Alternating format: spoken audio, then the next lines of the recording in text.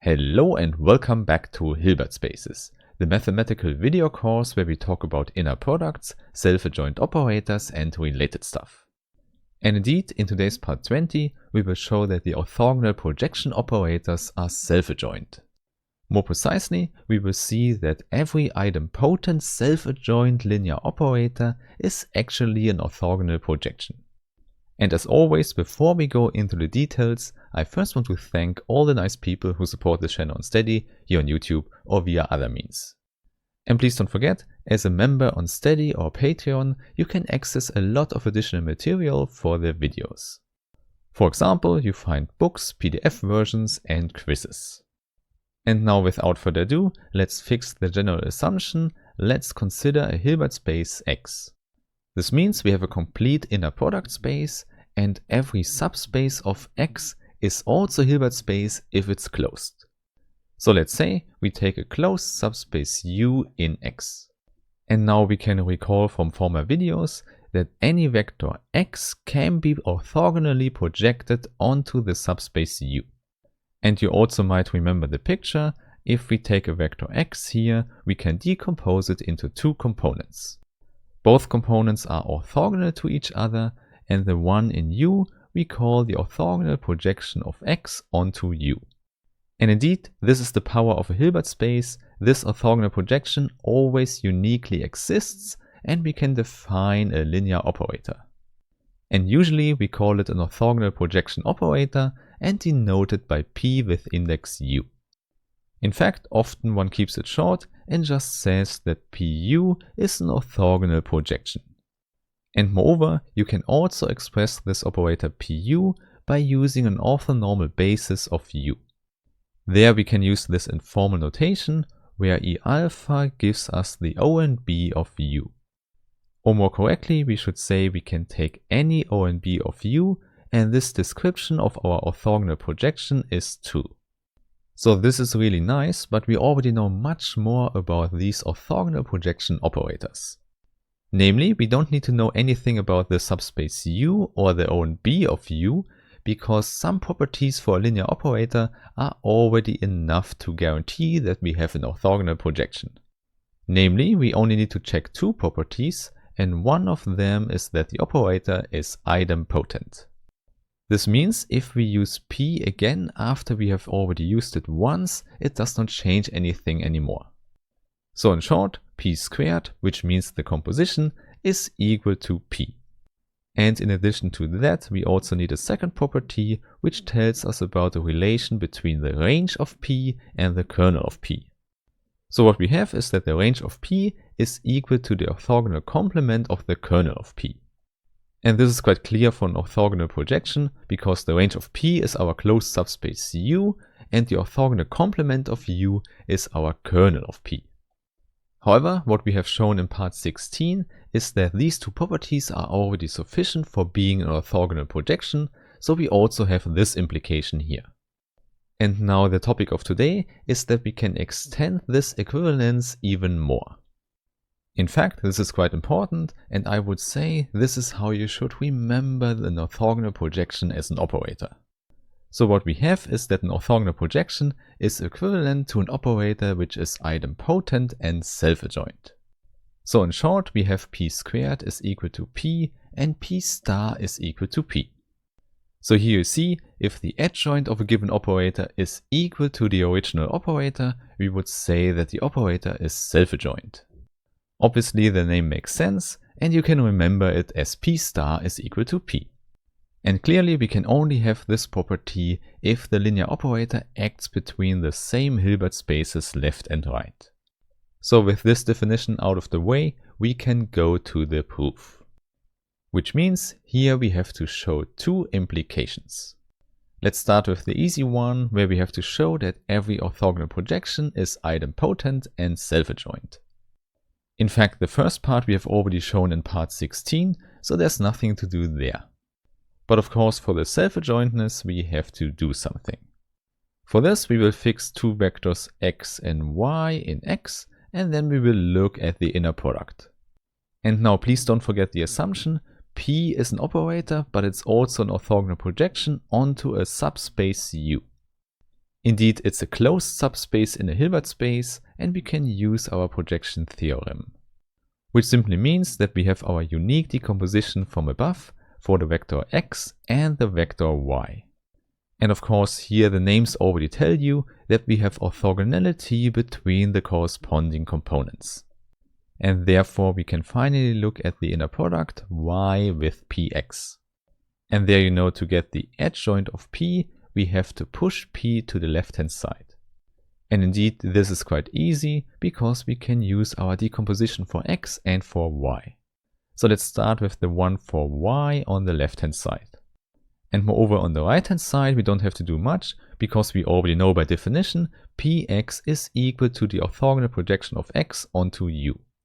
Hence the inner product is quite simple now. We just have an addition on the left hand side and one vector on the right hand side.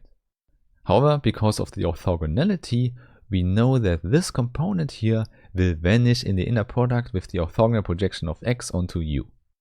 Therefore, it gets even better now, because now we just have the two orthogonal projections in the inner product.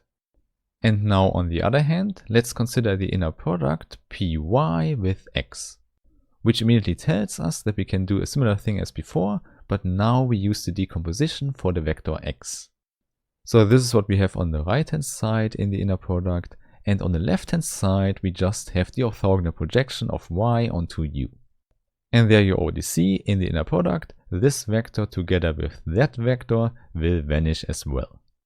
Therefore also here, the result is this simple inner product with the two orthogonal projections inside.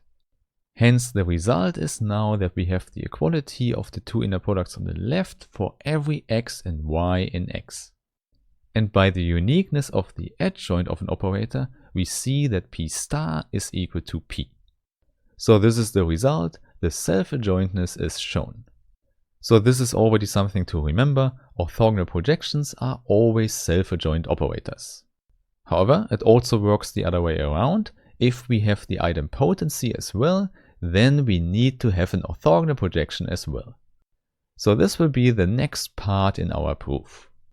And in fact, also here, we can already use what we know from part 16, namely the relation between the kernel and the range for orthogonal projections. And maybe let's first look at the range, so let's take an x from the range of p. And there we can immediately use that p is idempotent, so p squared is equal to p. And on the other hand, because x lies in the range of p, we can find a pre-image z. So simply p applied to z is equal to x. And now what we can do here is to apply p on both sides again. So we get p applied to x on the right hand side and p squared applied to z on the left hand side. However, because we are idempotent here, this square does not change anything. And therefore we also have the equality on the right hand side, so px is equal to x. So this is an important result. We don't need a different pre-image z, we can just take x as the pre-image for x if x lies in the range of p. And now in the next step what I want to do is to take the identity operator on x, which I just call I. So obviously the identity operator will not change any vector, but now I want to consider I minus p. Indeed, in the case that p is an orthogonal projection onto a closed subspace U, I minus p should be the orthogonal projection onto the orthogonal complement of U. Therefore, the two operators here should definitely be related in some sense. And we immediately see that because if we apply this operator to our vector x, then by definition we get ix minus px, which is x minus x. And this is quite interesting because it means that we map this vector to the zero vector. In other words, the vector x lies in the kernel of I minus p. So here we have shown that the range of p is a subset of this kernel. And now you might already guess that we can also show the other subset relation. This means now we choose our x from this kernel and then we show that x also lies in the range of p. And this is not so complicated because the kernel already tells us that we send this vector to the zero vector. Therefore, what we simply get here is x minus px is equal to 0. And this tells us that px is equal to x. So this is the same equality as before, and we see that x has a pre-image and therefore x lies in the range of p. And with that we have our result. The two subspaces here are exactly the same. And the only thing we needed here was the fact that p is idempotent. And moreover, please note that a kernel of a linear operator is always a closed subspace. So we get an additional piece of information here, namely that the range of P is also a closed subspace. And this is really helpful if we want to use the double orthogonal complement. This means if you use the orthogonal complement of the orthogonal complement, then you get the original space back if we have a closed subspace. So you see, this is what we can use here for the range of P. Moreover, here inside the parentheses, we can use a property for the adjoint of an operator.